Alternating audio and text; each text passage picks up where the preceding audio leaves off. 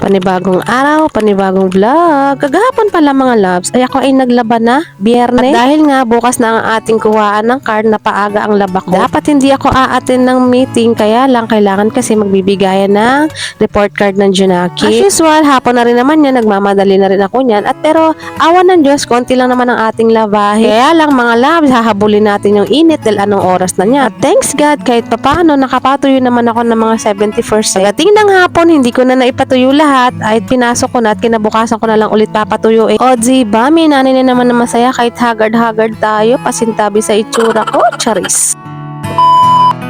For today's vlog, happy Saturday! So ito na nga ang ating Sabado ganap. But first, mag-energy drink muna tayo at tayo ay magkape, magmuni-muni muna. At wala naman tayo masyadong gagawin for today. Hello! Kamusta naman ang Sabado nyo? Mamayang 3 o'clock ay ako ay pupunta sa school. Kukuha po kasi ako ng report card at may meeting daw kami. Dahil gising na si Gayuan, pinainit ko na rin yung favorite niyang tinapit. Binili ko kahapon sa bakery. Forward, a day in my nanay life. Mag-uumpisa ulit ang ating gawain dito sa loob at sa kusina. Dahil na-crave nga kami sa igado, ayan, mag-iigado tayo for today. Pero ito lang po ang aking version, don't judge me. At magsasaing muna tayo. Ako kasi pag gantong mga araw, nagsasaing ako para hanggang gabi at hindi na ako masyado nagmamadali. At nagluto na rin ako ng uulamin namin mga mabilisan. Nakalaki kasi ng tulong pag nakamarinate na yung ating pork. O ayan, mabilis lang lumambo siya. Kain na po tayo mga kananay. Saluhan niyo po kami. Ano pong ulam niyo for today? At dahil anong oras na yan, ayan, kumain na kami mag-ina at mamaya pa uuwi ang aking papa. O siya, hanggang dito na lang po ang ating vlog at pupunta pa po tayo sa ating meeting mamaya. Salamat sa panonood and God bless. Mag-iingat po kayo palagi.